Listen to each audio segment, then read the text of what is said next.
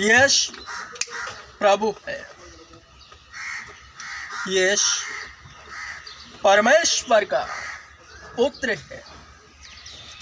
यश प्रभु है। यश परमेश्वर का पुत्र है।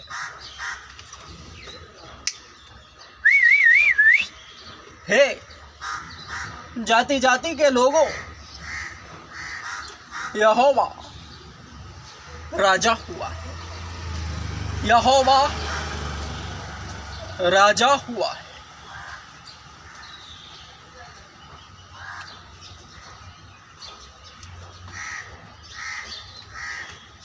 परमेश्वर का राज्य निकट आ चुका है।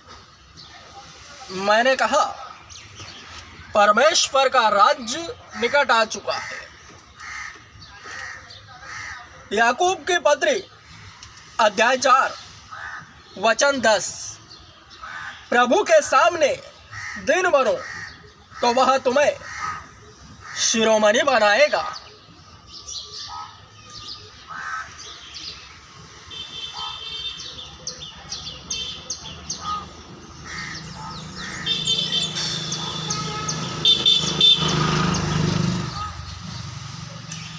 कितना सुंदर है यह वचन।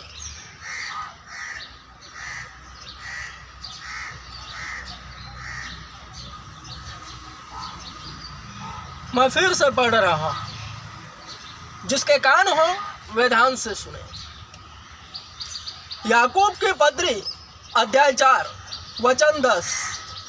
प्रभु के सामने दिन बनो तो वह तुम्हें शिरोमणि बनाएगा।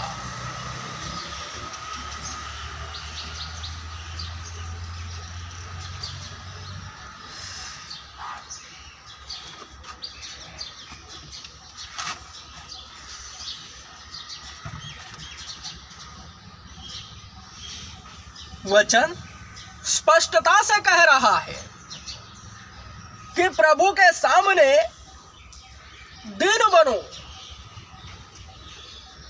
तो वह तुम्हें शिरोमणि बनाएगा। वरन प्रश्न उत्पन्न होता है कि दिन बनना कैसे है।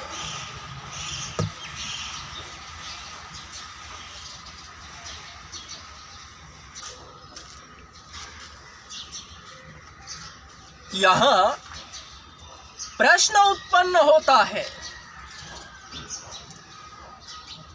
वरन मैं तुमसे सच सच कहता हूं,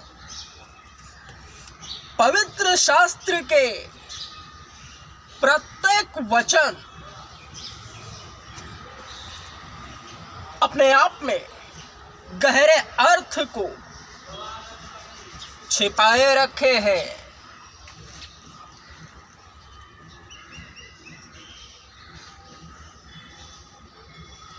क्योंकि आत्मा से भरकर यह लिखित हुए हैं, तो जो भी साधारण शरीर इसे पढ़ता है तुरंत आत्मा में चला जाता है।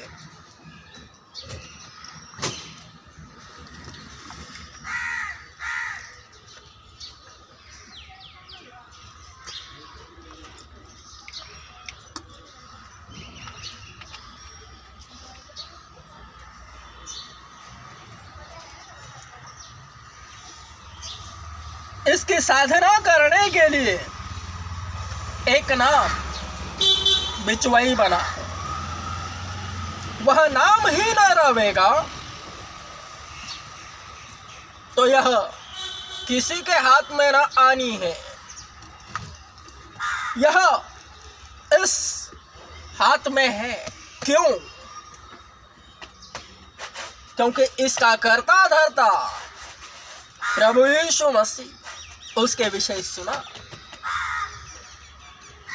उसे ग्रहण किया, उसे जानने की उत्सुकता, यही अध्यात्म है।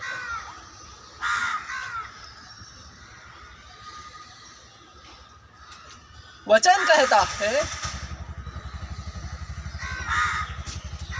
कि प्रभु के सामने दीन बनो, खुदा के सामने फिरौतनी करो तो वह तुम्हें सर बुलंद करेगा। अर्थात प्रभु यीशु मसीह को पहन लेना इस कपड़े की तरह।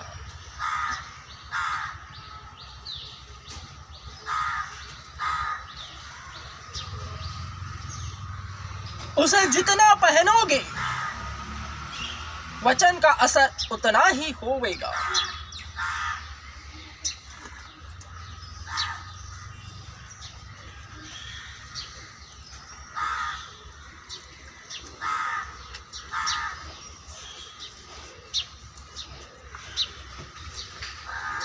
याकूब की पत्री अध्याय 4 वचन 10 का इस वक्त आध्यात्मिक दृष्टिकोण से अगर अर्थ बताऊं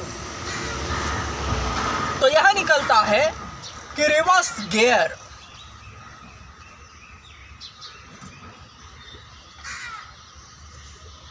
स्पष्टीकरण भी करना जाए करूं तो जिस तरह से गाड़ी को रिवर्स गियर लगता है, पीछे चली जाती है, ठीक उसी तरह वचन का अर्थ का स्पष्टीकरण है पीछे चले जाना। बचपन रिवर्स गियर, क्योंकि वचन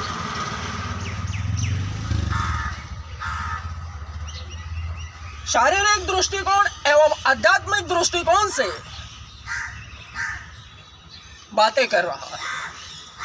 वो कैसे?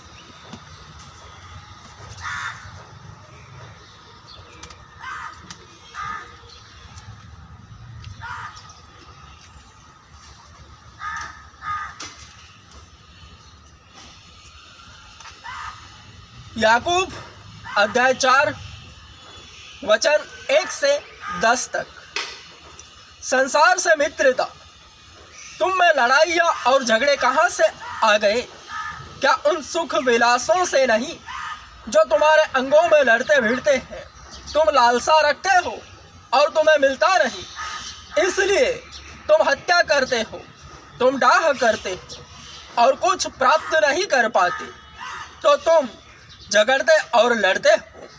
तुम्हें इसलिए नहीं मिलता कि मांगते नहीं, तुम मांगते हो और पाते नहीं, इसलिए कि बुरी इच्छा से मांगते हो ताकि अपने भोग विलास में उड़ा दो। हे व्यभिचारिणियों, क्या तुम नहीं जानती कि संसार से मित्रता करनी परमेश्वर से बैर करना है? अतः जो कोई संसार का मित्र होना चाहता है वह अपने आप को परमेश्वर का बैरी बनाता है। क्या तुम यह समझते हो कि पवित्र शास्त्र व्यर्थ कहता है, जिस आत्मा को उसने हमारे भीतर बसाया है, क्या वह ऐसी लालसा करता है जिसका प्रतिफल डाह हो? वह तो और भी अनुग्रह देता है। इस कारण यह लिखा है, परमेश्वर अभिमानियों का विरोध करता है पर दीनों पर अनुग्रह करता है। इसलिए परमेश्वर के अधीन हो जाओ और शैतान का सामना करो, तो वह तुम्हारे सामने से भाग निकलेगा। परमेश्वर के निकट आओ तो वह भी तुम्हारे निकट आएगा। हे पापियों, अपने हाथ शुद्ध करो, और हे दुचित्ते लोगों, अपने हृदय को पवित्र करो। दुखी हो और शोक करो और रो। तुम्हारी हंसी शोक में और तुम्हारा आनंद उदासी में बदल जाए। प्रभु के सामने दीन बनो तो वह तुम्हें शिरोमणि बनाएगा, उच्च पद उच्च स्थान पर बिठाएगा। छोटे छोटे बच्चों को देखो, उनकी मासूमियत जो शरीरों को वचन के तहत ढालती है। किसी भी छोटे बच्चों की मासूमियत बड़े शरीरों को उनके ओर खींचती है और वे जो चाहते हैं उनके लिए वे शरीर कर देते हैं।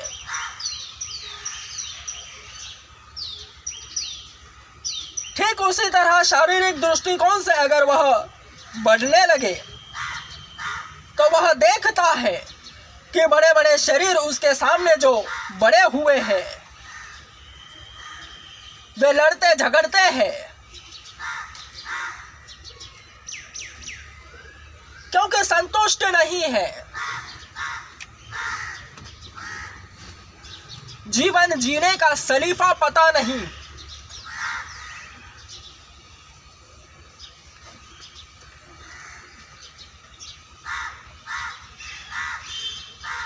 दृष्टांत के लिए मकबूल इमानुएल इसी वचन को लेकर अगर वृत्तांतिक बनता है तो यूं कहता, प्रभु में आने से पहले, प्रभु यीशु मसीह को जानने से पहले एवं ग्रहण करने से पहले जो भी मेरा शारीरिक जीवन था वह वचन को शारीरिक दृष्टिकोण से प्रमाणित करता है।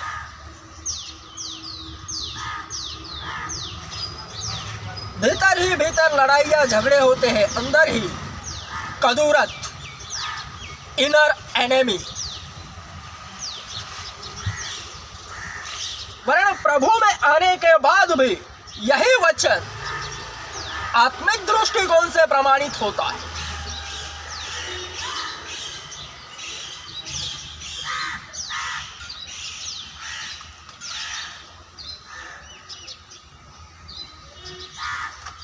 यह शरीर पाप से जन्मा है, खून में ही पाप है, पाप किए बगैर रहेगा नहीं।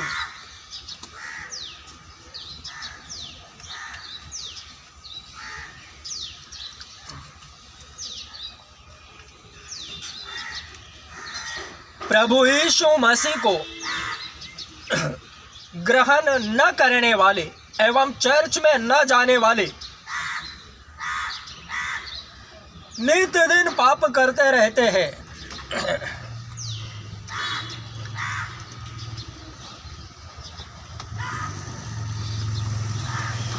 पाप में पाए जाते हैं।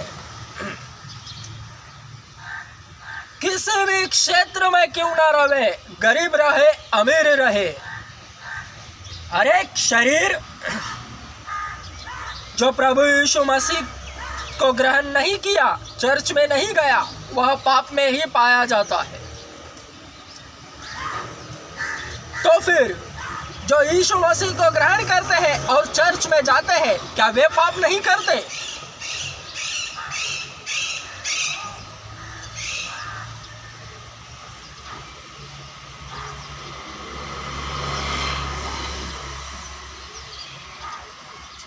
उनसे भी पाप होते हैं।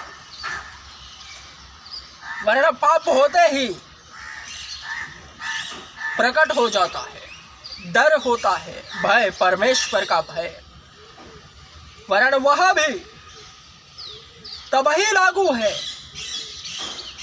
प्रभु यीशु मसीह को भक्त कितना प्रतिशत उससे प्रेम एवं विश्वास रखता है उस पर, क्योंकि एक ही वचन है जो सर्वप्रथम पवित्र शास्त्र एवं सारे भविष्यवक्ताओं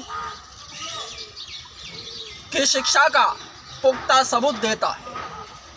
उसी पर आधारित है कि तू अपने प्रभु परमेश्वर से संपूर्ण मन, प्राण और शक्ति से प्रेम कर, और ठीक उसी तरह अपने पड़ोसी से प्रेम करना है।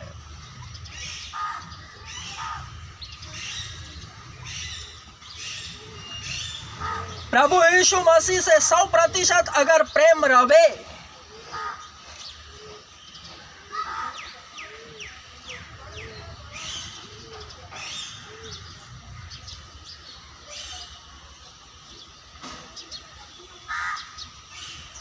बाहर नहीं आते। संसार से मित्रता, परमेश्वर से बैर है। जैसे जैसे भक्त प्रभु में बढ़ता है वैसे वैसे उसे वचन प्रमाणित करते जाते हैं, बताते हैं कि इस वचन के तहत तू ऐसे ऐसे बढ़ रहा है, यह वचन तुझ पर लागू है। याकूब की पत्री लिखी तो याकूब ने है, जो यीशु मसीह का भाई है, जो पहले उस पर विश्वास नहीं करता था, अविश्वासी था, वरन बाद में विश्वासी बनकर उसने यह पत्री लिखी है।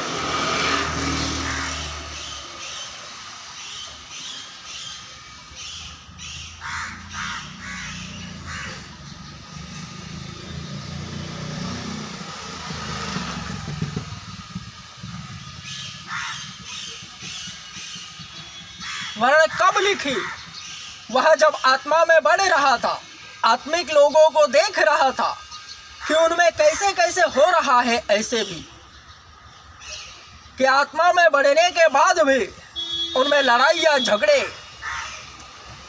जो जो देखता गया वैसा वैसा लिखता गया, क्योंकि जैसा जैसा लिखा है वैसा हरेक भक्त देखता है कि वैसा वैसा ही हो रहा है।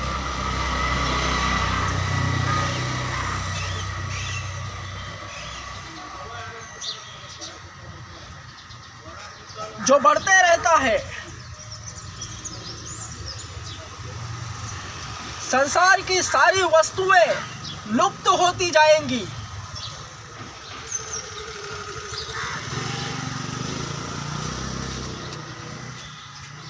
हाँ जाऊँगा। और बढ़िया है, इशू है तो सब कुछ बढ़िया है। बिल्कुल। जा रहे हो? हाँ जाऊँगा, अभी साफ करूँगा।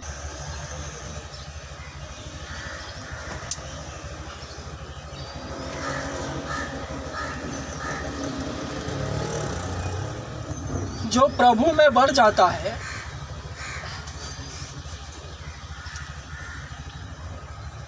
वचन जैसा कह रहा है,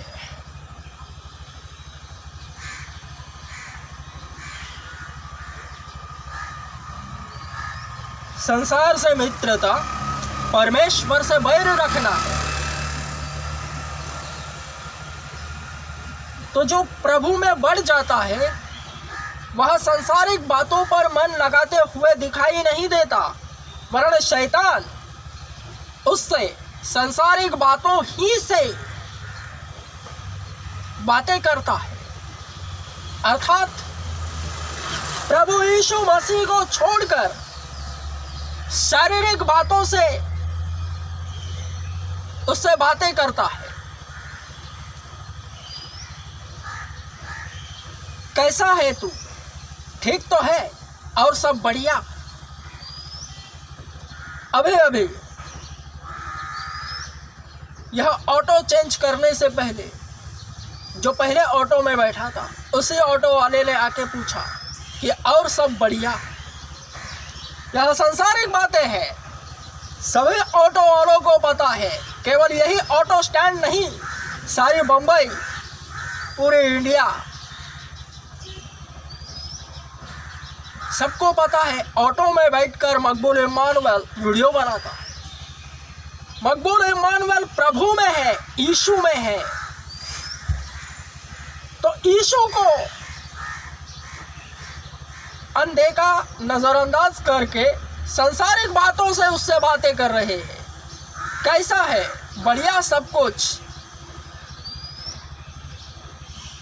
उसी से जो आत्मिक व्यक्ति है वह क्रोधित हो जाता है।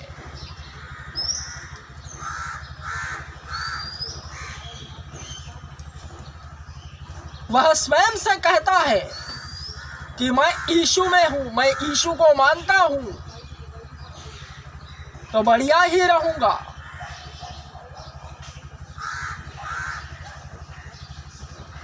शैतान का सामना कुछ इस प्रकार से ही होता है। जो परमेश्वर के अधीन है पूर्णतः, उसको सांसारिक बातें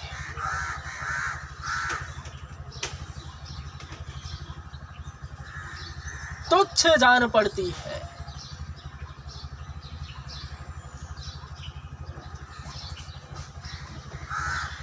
प्रभु के सामने नम्र बनो तो वह तुम्हें शिरोमणि बनाएगा। रिवर्स गियर लगना है।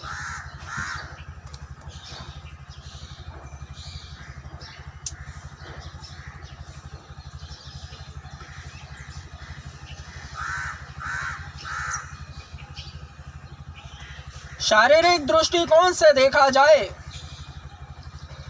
तो जैसे बच्चा बड़ा बड़ा होते जाता है, उसमें जो मासूमियत होती है, जैसे जैसे बड़ा होता है, जब तक वह गलती सब कुछ संभाले रहता है, तब तक उसका पिता उससे प्रसन्न होता है और जो उसे चाहिए वह देता है। पढ़ाई लिखाई सब कुछ करते रहता है, उसके लाइफ बना देता है, क्योंकि बाप अपने बच्चों के लिए अच्छे ख्वाब देखता है और जो उसका कर्तव्य है वह करता ही है।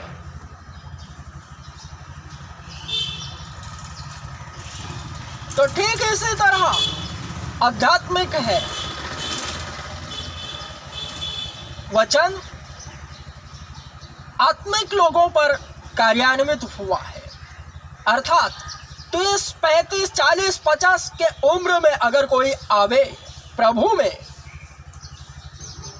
तो आत्मा में चला जाता है और वह रिवर्स गियर लेना लग जाता है। बचपन में चला जाता है पाप कबूल करते करते पवित्रताई की ओर।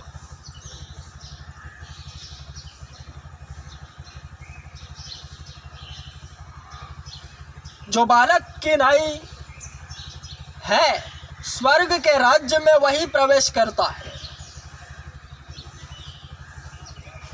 दीन बनना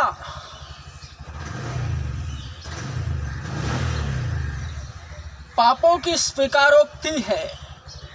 जैसे जैसे पाप कबूल होते जाते हैं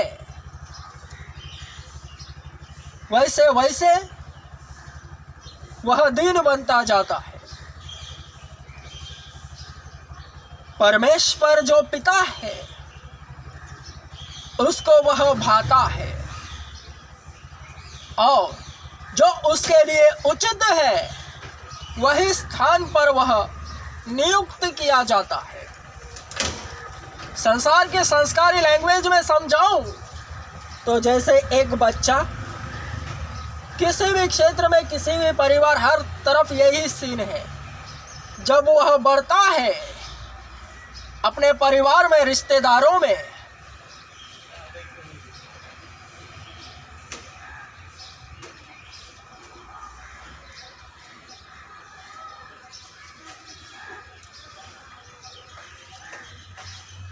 जैसे जैसे वह बढ़ता है, जैसा जैसा उसकी वर्तणूक होती है रिश्तेदारों में, घर वालों के नज़रों में, केवल उसी के अनुसार वह स्थान को ग्रहण करता है। सांसारिक दृष्टिकोण से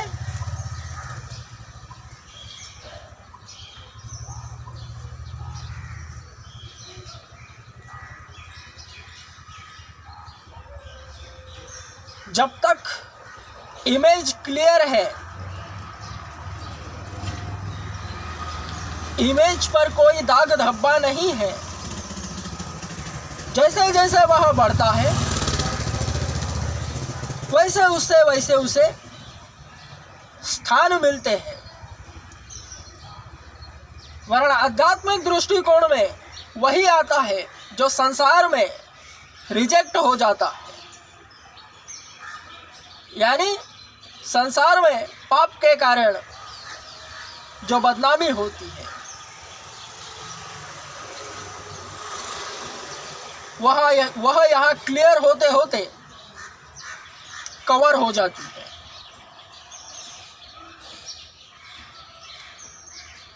वचन दोनों तरफ से कार्यान्वित है।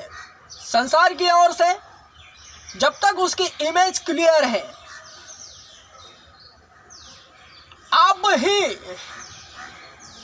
वह उच्च पद पर नियुक्त होता है।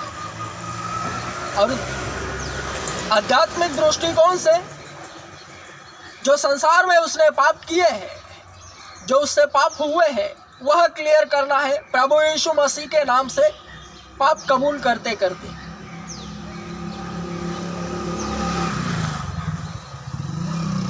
उससे दीनता प्राप्त होती है। जिस तरह संसार में इमेज बनती है, रेपुटेशन,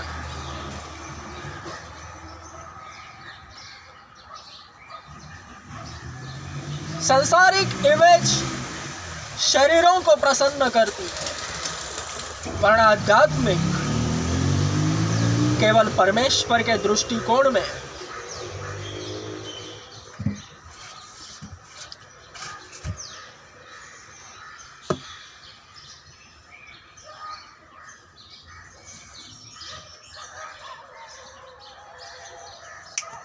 Amen. Strong.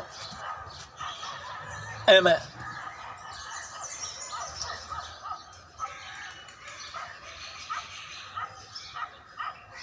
सांसारिक व्यक्तिमत्व की हंसी मूर्खतापूर्ण